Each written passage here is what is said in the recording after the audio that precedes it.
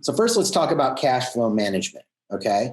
And I'm just going to get this out of the way up front. Force majeure. So force majeure is this concept that generally is referenced in your contracts, in all of your contracts, but it may not be explicit. It may just be implied. Okay. So when you have contracts with your suppliers and your customers, there is generally an act of God clause. Okay. And so there's been a lot of discussion about, does the act of God clause cover a pandemic? Okay. Well, certainly if you had a business interruption and people were sick, or there was a something that interrupted your business and it was the flu, right? Well, if you took the necessary precautions and you still were affected by that type of interruption, even though some contracts may call that an act of God, there's still, precedent. Okay. There's still a reason for you to argue for the negotiation of your contract terms. And so for cash flow management, first thing I would say is, rely on the fact that contracts are a living, breathing document, and they are intended to be interpreted and modified to reflect the current business circumstances and practices. So a supplier who has a good relationship with you is going to allow you to negotiate your contracts. So what I'm trying to express is that if you have any hesitation whatsoever about going back to your contractors or your suppliers and renegotiating terms, or even with your customers, you should make that a priority, because it's the first thing that you can do to level the playing field with your customers and your suppliers is to renegotiate the terms of doing business. Chances are, if you renegotiate the terms of your contracts, it's a win-win situation, because you're continuing to operate, you're continuing to have business interactions, and in the long term, that's going to build a stronger relationship. So that's the first thing. Most contracts imply that negotiation and mediation should be used for anything outside of the scope of contract, and so there is precedent to renegotiate your terms.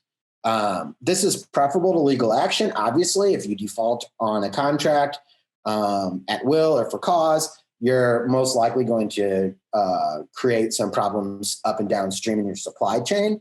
And so it's really just shifting the problem to another place in the supply chain as opposed to addressing it head on. So that's the first thing. If you haven't to this point been comfortable negotiating your contracts, now's the time to make that a priority. Okay. This is a two-way street. Okay. Your suppliers are held to the contract. Okay. They may not be able to honor it, or they may be honoring your contract under some element of stress, strain, or duress. And so by having an open, transparent conversation about what the relationship, the business relationship is, and the terms for that relationship to make it prosperous is beneficial for both parties. Again, this is much less expensive than getting, like lawyers involved or an arbitrator or some type of mediation. Okay. But you have to pursue this renegotiation. Generally, people are not going to fall back on the contract as a way of moving business forward. They're going to just honor the contract and suffer through it. And that would be the wrong way to approach this in this circumstance. You definitely want to renegotiate all of your contracts, or at least have the discussion, all right, to renegotiate those contracts. So what do you negotiate? Well, everything is negotiable, right? So start with the basics, all your arm's length transactions, okay? So your rent. Needless to say, in this market, when there are 40% of the businesses are closing and will not be opening, that's leveling the playing field for what acceptable rent levels are, okay? And so if you were to look at your landlord or your leaser in your lesser, and you think about it, it would make a lot more sense to take a step down on the rent and to ensure that you have continual payments instead of having another lesser or lessee closing their doors, right? And so negotiate the rent. You can negotiate utilities depending on the state that you're in. For example, if you're in Illinois, you could actually negotiate the cost per kilowatt hour of your electricity bill. Okay. So you can negotiate down to like 3 to 8 cents in Illinois, whereas on average, it's like 8 to 11 cents in the state of Missouri. And so depending on where you're at, you can also negotiate your utilities. Vehicle loans, you can extend payments on vehicle loans. You can refinance. You can ask for either some type of forbearance or forgiveness or an extension for your capital equipment payments. Okay. Lease terms, changing the terms of your lease. Also, employee compensation. You can renegotiate the terms of payment of your employees. You can renegotiate delivery schedules. And so if you have a contract for the delivery of goods and that delivery schedule relies on you delivering twice a week, you may be able to change those terms and have them deliver once a week. Okay. And so you may not be committing to the same volumes of your contracted spend, but you're continuing to operate your business and you're doing it in a way that makes sense as opposed to incurring expenses for no real good reason. You can also negotiate the cost of goods sold. So in this environment, for example, a lot of products have actually increased in price due to the strain on the supply chain, like food items. Okay. And so there's also been a cost to repackage food items from one format, like a commercial or an institutional use, to a retail use. And so there's costs there that the consumer is paying. And so I'm also going to present with you several alternatives to negotiation that may help you drive down the cost of your regular purchased items, your routine stocks of goods as well. But you can also negotiate those, okay?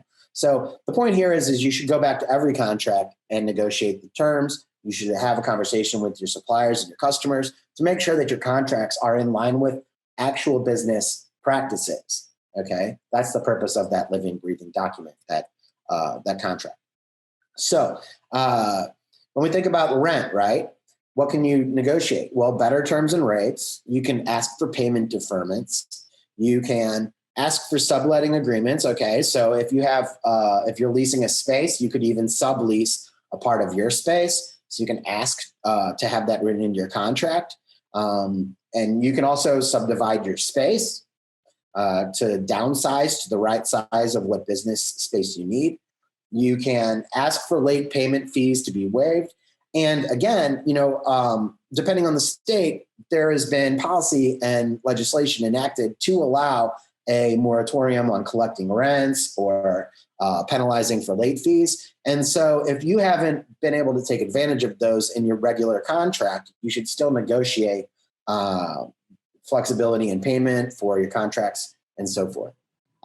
You could also sell your contract to another tenant. Okay. So if you've found that your business model makes more sense now to work from home or to work offsite as opposed to a physical brick and mortar location, then you could consider subleasing or selling your contract for space to another tenant or having a buyout. Okay. So you can, of course, buy out of your contract if you need to up front so that you're not continuing to pay expenses on anything that you will not be using for your business.